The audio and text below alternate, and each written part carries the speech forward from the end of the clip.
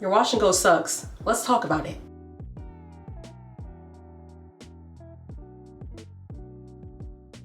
Hey guys, it's your big sis Mo here. Welcome back to my channel. I hope nobody got offended from that initial statement. But if you're here, then it's because you're having trouble doing a proper wash and go.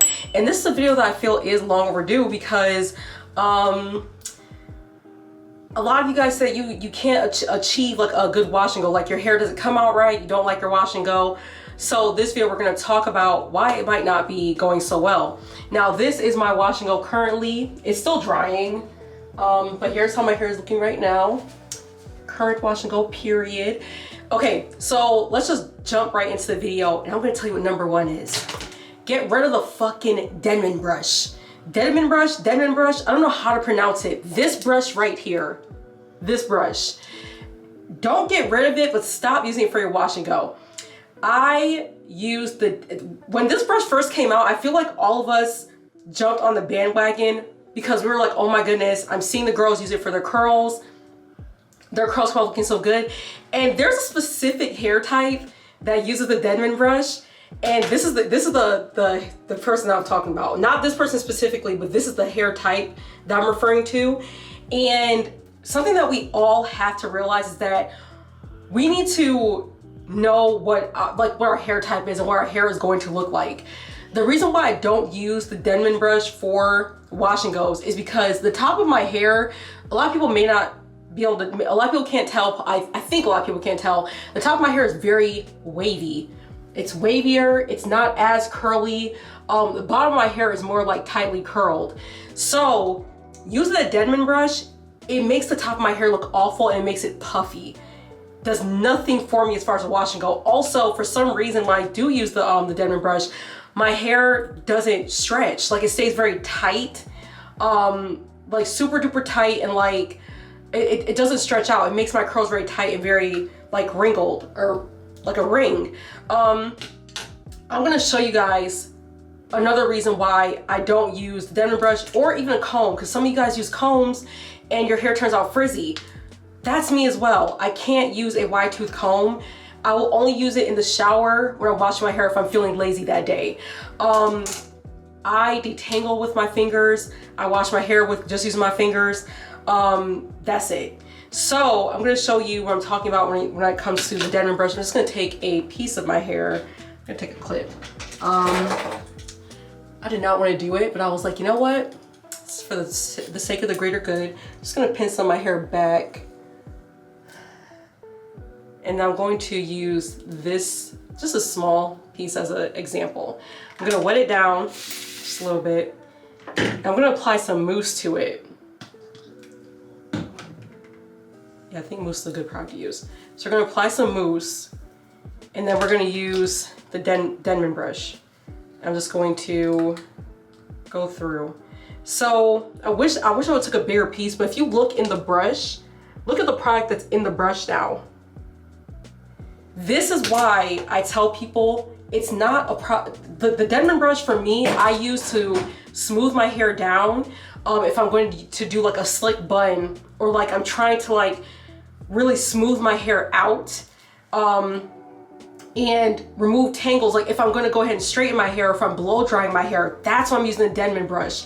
For me, it's not good for wash and goes, at least just for me. I showed y'all the hair type that really works really well for. Baby, my hair is thick and very tightly curled, and then the top is wavy. So using the Denman brush, the waves in my hair, it makes it very straight. It smooths it out. It makes it puffy. It makes for a big, frizzy, puffy wash and go. It doesn't look good.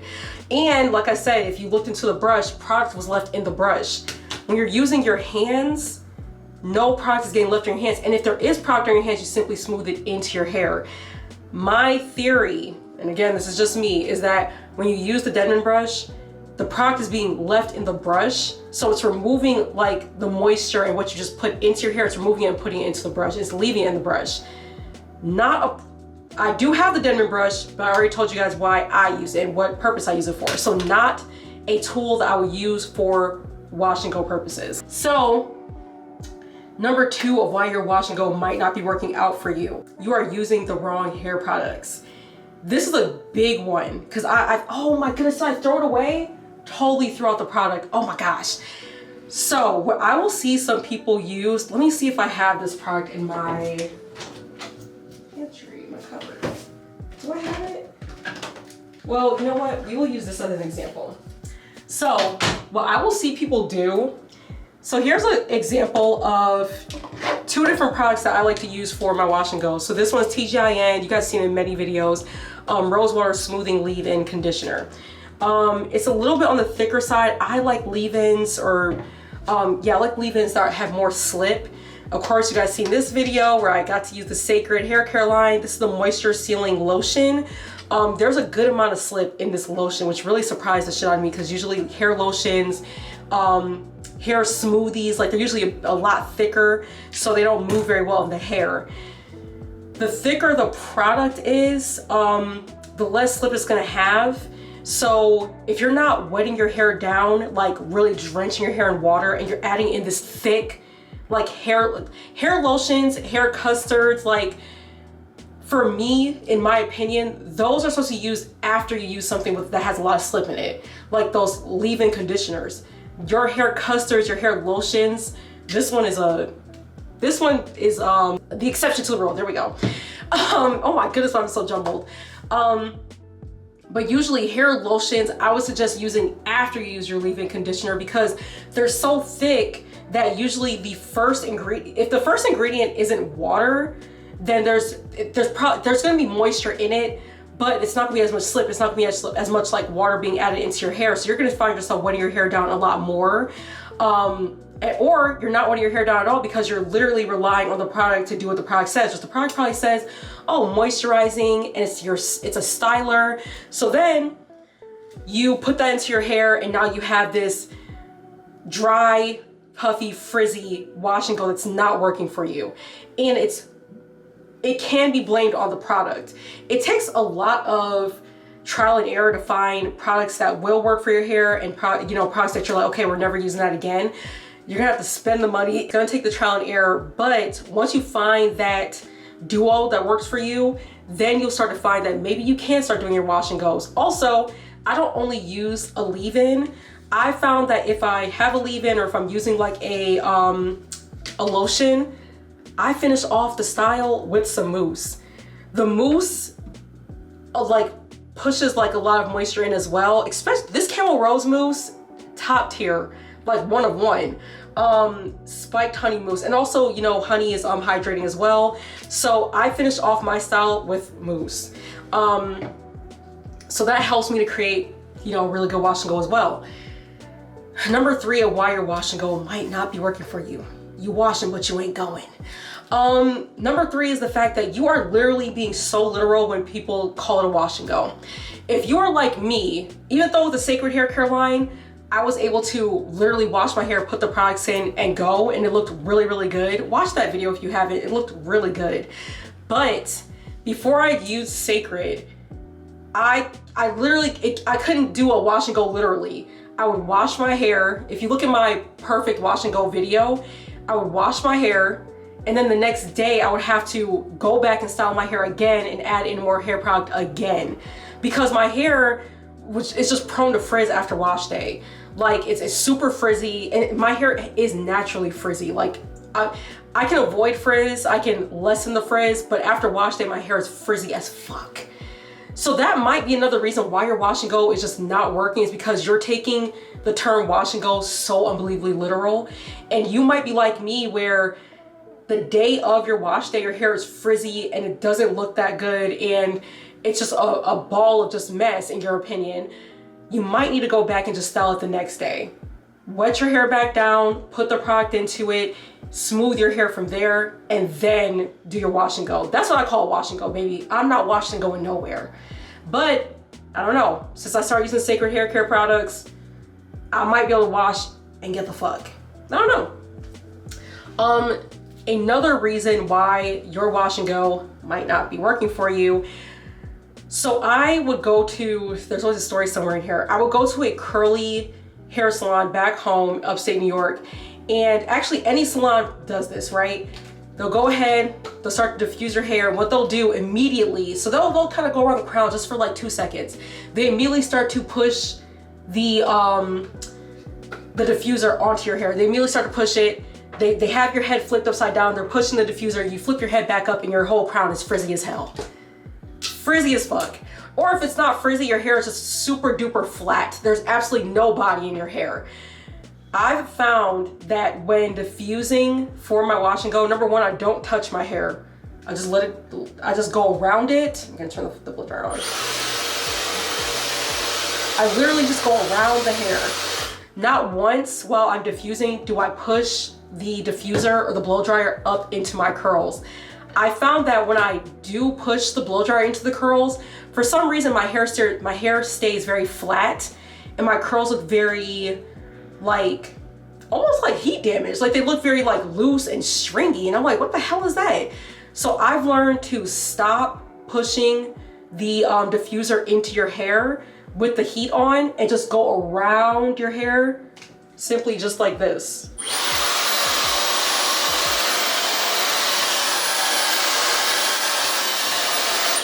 If you look, so I did my wash and go today. Look, no frizz. No frizz at all. Well, there might be some frizz back there by now, I don't know. But it helped to lessen the amount of frizz and to create, you know, the wash and go that I was looking for. And a final reason that your wash and go might not be working for you. Ooh, don't fight me. Ugh, don't fight me, don't fight me. Maybe, just maybe, your hair is not meant for wash and goes. Ah! Do not cook me in the comments. The reason why I say this is because, and I'm literally not talking about any specific hair type before anybody jumps up in my comments and says this. I think that we need to be honest with ourselves about certain styles. Me and my sister had the same mom, same dad. Same mom, same dad. I thought we had the same exact hair type. Since we were kids, I was like, our hair is exactly the same. My sister cannot wear her hair in a wash and go. She won't do it because her hair doesn't respond well to wash and goes. I've even tried on her, doesn't work. I tried my method, she's tried her own method. Her hair does not respond well to wash and goes, but her hair responds really well to like braid outs and twist outs. My hair, on the other hand, if I want to do a really good braid out, I literally have to blow my hair out and then do 4 plaits and then take my hair out. I have to stretch my hair in order to do a good braid out. I can't wear my hair in a twist out. My twist outs look horrible. They just don't look good. So I don't even try it. I've tried every single different way to do a twist out. They don't look good. I can wear my hair in twists and they look fine, but once I take the twist out, my hair looks very thin and really stringy and it just doesn't look good. And now, I think, let me say this, I think everybody can figure out a way to do a wash and go, but I think that the amount of time and how time consuming it might be for some people is why some people are gonna resonate with the fact that I said that not everybody's hair is meant for a wash and go. Some people are not gonna sit there and be like, okay, well, if I do X, Y, and Z and have to, you know, spend 3 hours to achieve a wash and go, I'm literally not gonna wanna do that style. If my hair turns out better with a twist out, and all I had to do is sit there and do twists for like, you know, for 3 hours, but my twist out lasts for 4 to 5 days, but my wash and go will last me for a day, but I just spent 3 hours on the wash and go, I'm gonna choose to do a twist out.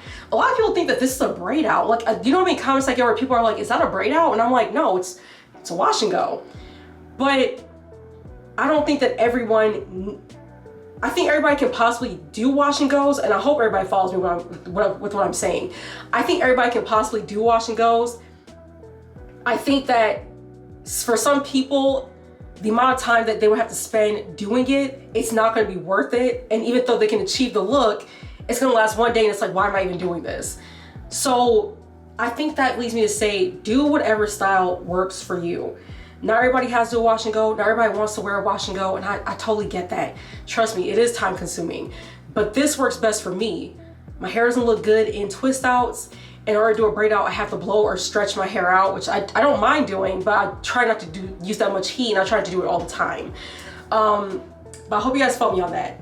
Please don't fight me in the comments. And again, I'm not pushing that towards any specific hair type. Like I said, me and my sister have the same parents. Her hair is also curly. She literally will not wear her hair in a wash and go, and it doesn't look good. Love you, sis. But anywho, guys, that is just my quick video on why your wash and go might suck and how we can possibly fix it. Anywho, make sure you guys like, share, and subscribe to my channel. Also, thank you guys so much for 25,000 subscribers. I am unbelievably blessed to have you guys here watching my videos. I love creating for you guys, and I can't wait to see the way the rest of this year is going to go with our channel, because at the end of the day, this is us, baby. This is our channel. Anywho, love you guys so much. I'll see you guys next time. Bye.